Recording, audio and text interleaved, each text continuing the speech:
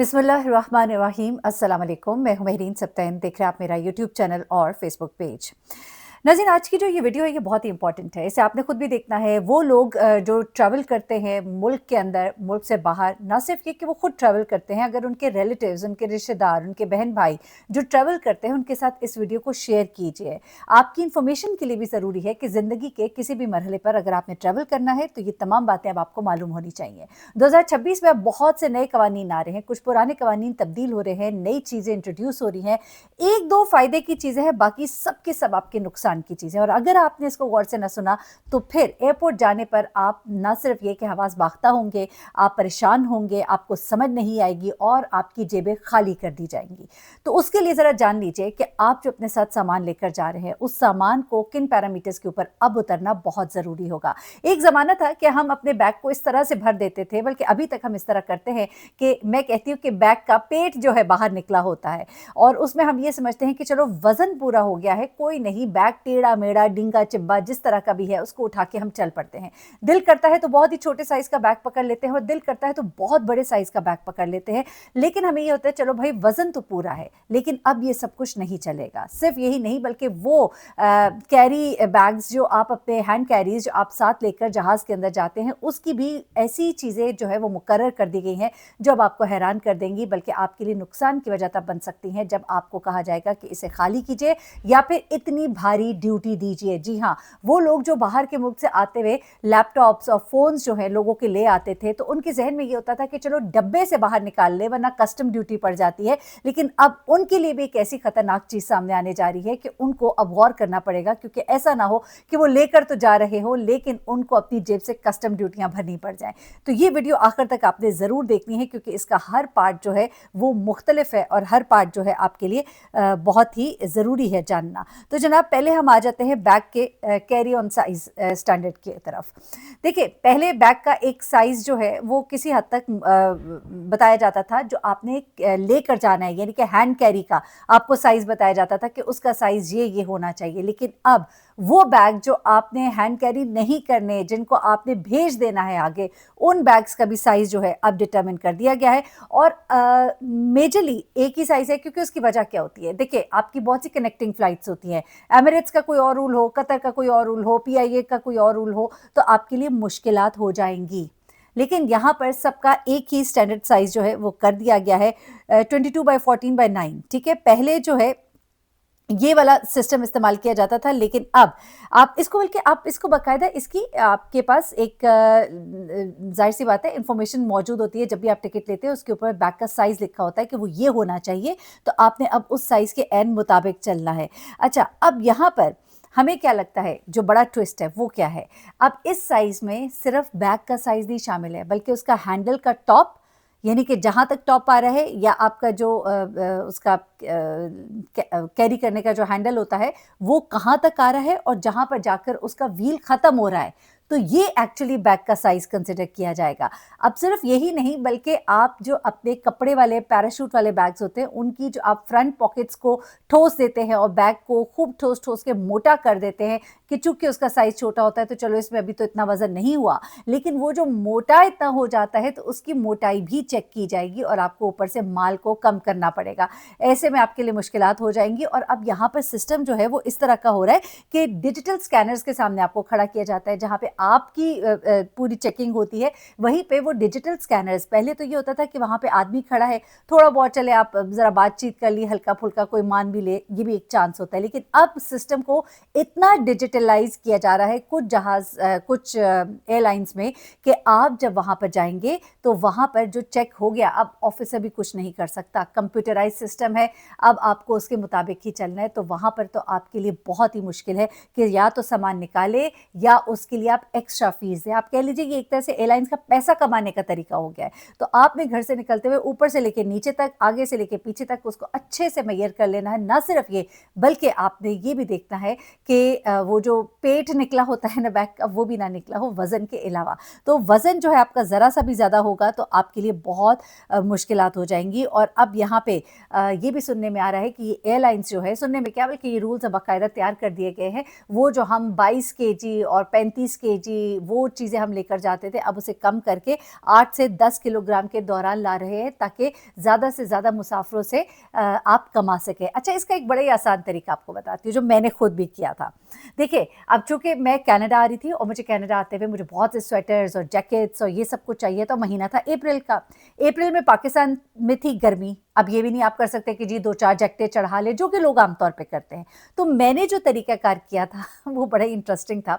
वो ये था कि मैंने आते हुए मैंने 1 मोटी जैकेट, 2 मोटे स्वेटर्स और 1-2 स्लीवलेस स्वेटर्स ये मुझे चाहिए थे, और जिनकी वज़ह से मेरा सामान बहुत ज़्यादा हो रहा था।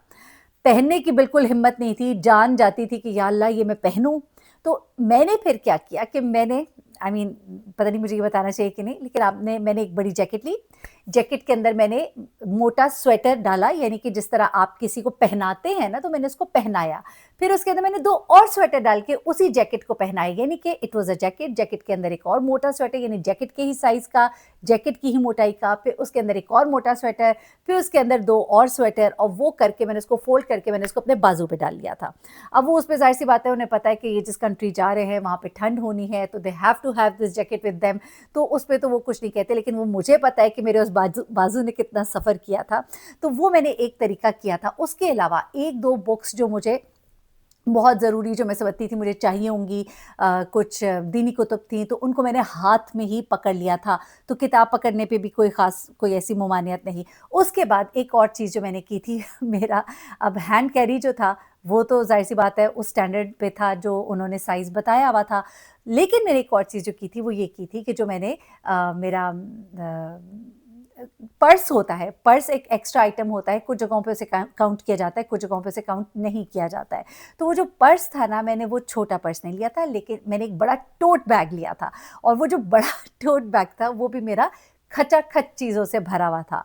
तो एक तरह से मैंने अपने आप को ही, मैंने समझ लें कि मैं शायद 20 एक किलो की या 15 किलो की तो चीज़ें मैं अपने हाथ में उठाए हुए थी। तो वो एक मुझे एक्स्ट्रा, क्योंकि ज़ाहिर-सी बात है जब आप पाकिस्तान से कनाडा आ रहे हैं तो आपको बहुत चीज़ें चाहिए थी, जिसमें मेरी बेडशीटें भी थीं, बेसिक सामान था, ज़रूरी सामान था, जबकि मैंने ना कोई बर्तन कैरी किए थे, जैसा लोग कई चीज़ें लेकर आते हैं, खाने-पीने की लाते हैं, मैं कुछ नहीं लाई थी।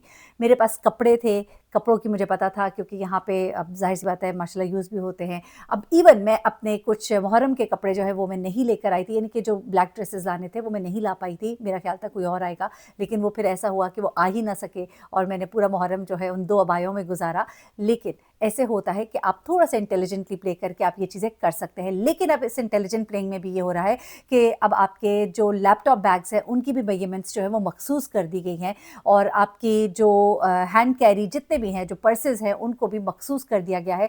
तो अब यहाँ पे ये भी किया जा रहा है कि हैंड कैरी में 1 आइटम होगा। अगर 1 आइटम होगा और लैपटॉप की शायद गुंजाइश है उसमें, तो जो 1 आइटम होगा तो वो आइदर आपका वो हैंड कैरी बैग होगा या फिर आपका पर्स होगा। तो कुछ लोग क्या करते हैं कि अपने उसी हैंड कैरी बैग के अंदर थोड़ी-सी गुंजाइश रखते हैं कि उसके अंदर पर्स डाल देते हैं, तो ये भी एक तरीका है। तो आपका थोड़ा-सा वो एक ऑप्शन कम हो जाता है। अगर आपकी ये नंबर ऑफ थिंग्स को काउंट नहीं कर रहे हो जहाज़ में, उस एयरलाइन में, तो आप अपना बैग जो है टोट बैग टाइप रखिए, जिसमें आप ज़्यादा चीज़ें डाल सकें, और ज़्यादा से ज़्यादा चीज़ें जो है अगर अपने ऊपर चढ़ा सकते हैं तो चढ़ा लीजिए।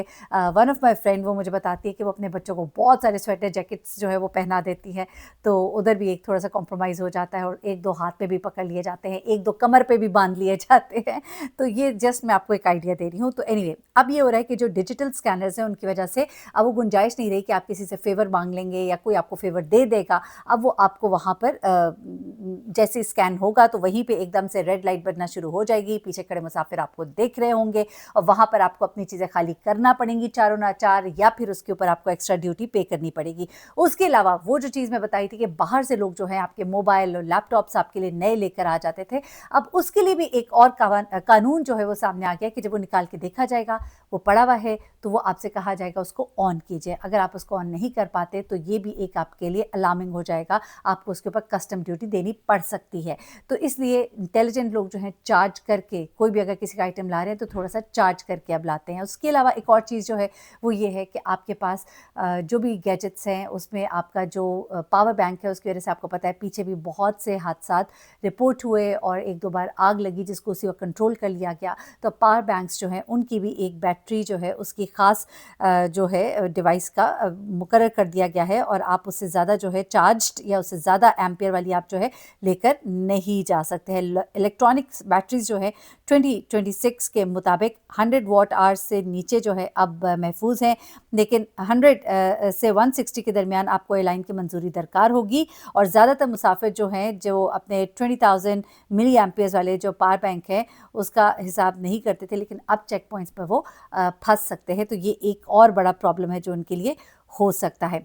उसके बाद आपके जो ओवरहेड बिन्स होते हैं जिसमें आप अपना सामान रखते हैं, अब ज़्यादातर आपने देखा है कि लोगों का जो सामान होता है वो पूरा पूरा उन्होंने लाया होता है, बल्कि अपने कुछ स्वेटर्स जैकेट्स भी ऊपर ही रख देते हैं, तो बिन्स जल्दी भर जाते हैं। तो उसके लिए बेहतर होगा कि आप जल्दी से जल्दी बोर्डिंग करके जहाज़ में बैठने की कोशिश करें, ताकि आपको आपके ही सर के ऊपर जो जगह है वो मिल जाए, अपना सामान रखें। क्योंकि अगर वो नहीं होगा तो आपका जो सामान है वो ऐसा होना चाहिए जो आपकी अगली सीट के नीचे आ जाए, क्योंकि अब ये तरीक़ाकार जो एयरलाइंस इख्तियार कर रही हैं, क्योंकि बिन्स जो है वो भर जाते हैं और लोग जो है वो अपना पूरा पूरा सामान लेकर आते हैं, तो इतनी जगह नहीं होती है। तो आपका सामान जो है वो ऐसा होना चाहिए, आपका बैग का साइज़ वो होना चाहिए जो अगली सीट के नीचे चला जाए, यानी कि उसकी चौड़ाई और उसकी मोटाई लंबाई जो भी है। और कपड़े का, पैराशूट का कपड़े का होगा तो ज़्यादा अच्छा है, क्योंकि उसके अंदर एडजस्टेबिलिटी होती है। आप उसको थोड़ा सा प्रेस करके पुश करके आप उसको जगह के मुताबिक एडजस्ट कर सकते हैं। तो ये कुछ चीज़ें हैं जिनका कि अगर आप ख्याल रखेंगे, अदरवाइज़ आपको कस्टम ड्यूटियाँ भी देनी पड़ेंगी। जो अप्लायंसेस आपके ऑन नहीं हो रहे या जो बिल्कुल ही 0 मीटर लग रहे हैं, दिखाई दे रहे हैं, भाई इनको कभी चार्ज किया ही नहीं गया और उनकी बाकी पैकिंग्स तो वैसी की वैसी हैं, सिर्फ डब्बे से ही निकाला गया है, तो ये चीज़ भी अब चेक होगी। प्लस ये कि आपका सामान ज़्यादा है तो आपको पैसे देने पड़ेंगे एक्स्ट्रा और आपकी जेबें खाली होंगी। तो घर से ही पूरी तैयारी करके निकले, पूरा पूरा मेजरमेंट्स करें। एयरलाइन और कई दफ़ा, अच्छा हाँ, एक जो अच्छा रूल आ रहा है वो ये है, कुछ एयरलाइंस में अभी इंट्रोड्यूस हो भी चुका है, कि जिसमें आपके जो हैंड कैरीज हैं उनमें जो लिक्विड बॉटल्स का वो जो एक होता था और आपकी निकाल निकाल के बोतलें डस्टबिन में फेंकी जाती थी, बड़ी तकलीफ़ होती थी, यार ये क्या हो गया मेरे साथ। तो वो लोगों ने फिर क्या करना शुरू किया, ट्रैवल बैग्स में छोटी बॉटल्स में अपना वो डालते थे, वो उनके लिए मुश्किल होती थी। लेकिन अब ये मियाद जो है ये ख़त्म हो रही है बहुत सी एयरलाइंस में, लेकिन अभी भी जो छोटी एयरलाइंस हैं उनमें अभी ये चीज़ ख़त्म नहीं हुई। तो ऐसा ना हो कि अगर आप कनेक्टिंग एयरलाइंस में है तो यहाँ से तो आप चले अपने हैंड कैरी में लेकर, लेकिन वहाँ पर जाके जब चेकिंग हो तो आपका निकाल के माल फेंक दिया जाए।